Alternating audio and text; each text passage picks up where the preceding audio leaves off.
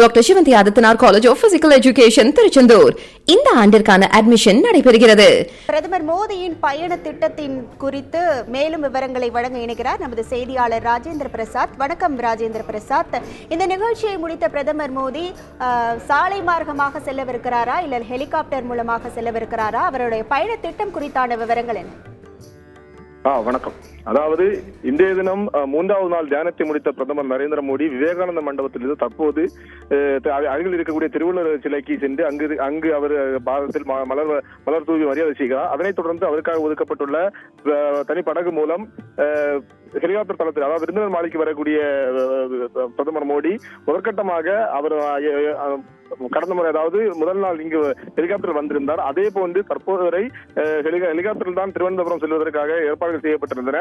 அதே நேரத்தில் கடந்த ஒரு சில மணி நேரத்திற்கு முன்னதாக ஏற்பட்ட வானிலை அதாவது கேரளா பகுதிகள் தொடர்ந்து பெய்து வரும் மழை காரணமாக வானிலையில் மாற்றம் ஏற்பட்டதால் அந்த ஹெலிகாப்டர் பயணம் ரத்து செய்யப்பட்டால் அவர் பத்திரமாக திருவனந்தபுரம் சென்றடைய வேண்டி மாவட்டம் குமரி மாவட்டத்தின் தேசிய நெடுஞ்சாலை முழுவதும் பல்வேறு பகுதிகளில் பலத்த போலீஸ் பாதுகாப்பு போடப்பட்டு சாலை மார்க்கமாகவும் அவர் பயணம் செய்வதற்கான ஏற்பாடுகள் தமிழக போலீசார் செய்யப்பட்டிருந்தது. ஆனால் தற்போது இந்த காலநிலை மாற்றமானது அதாவது அவர்கள் எதிர்பார்த்தது போல் நல்ல நிலைக்கு திரும்பியுள்ளதால் மீண்டும் முதல் நாள் வந்தது போன்று ஹெலிகாப்டரிலே அவருக்கு தயாராக நிறுத்தி வைக்கப்பட்டுள்ள ஹெலிகாப்டரிலேயே அவர் திருவனந்தபுரம் செல்வதற்கான ஏற்பாடுகளை இங்கிருக்குள்ள அதிகாரிகள் தற்போது வரை செய்து வருகின்றனர்.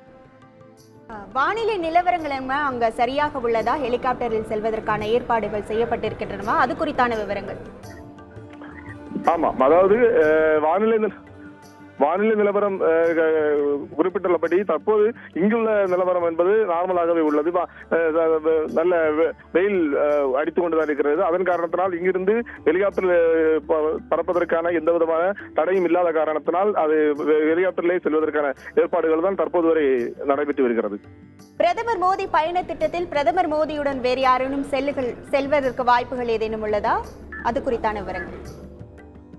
அதாவது இந்த பயண திட்டத்தில் இந்த பிரதமர் மோடி அரசியலாகவோ இல்லது ஆளுமையாகவோ இந்த தியானத்தில் ஈடுபடவில்லை என்றும் அவர் தனிப்பட்ட முறையில் தான் இந்த தியானத்தில் ஈடுபட்டார் என்று ஏற்கனவே டெல்லியில் உள்ள பாஜக கட்சியை சார்ந்த பெரும் தலைவர்கள் அறிவித்ததை தொடர்ந்து அவர் இந்த 3 நாட்களாக இந்த கன்னியாகுமரி பகுதியில் தங்கியிருந்து தியானத்தில் ஈடுபட்ட நிலையிலும் அரசியல் கட்சிகளை சார்ந்த தமிழகத்திலோ இல்ல குமரி மாவட்டத்திலோ எந்த அரசியல் கட்சி தலைவர்கள் இங்கு அவர்களுக்கு அனுமதி வழங்கப்படவில்லை.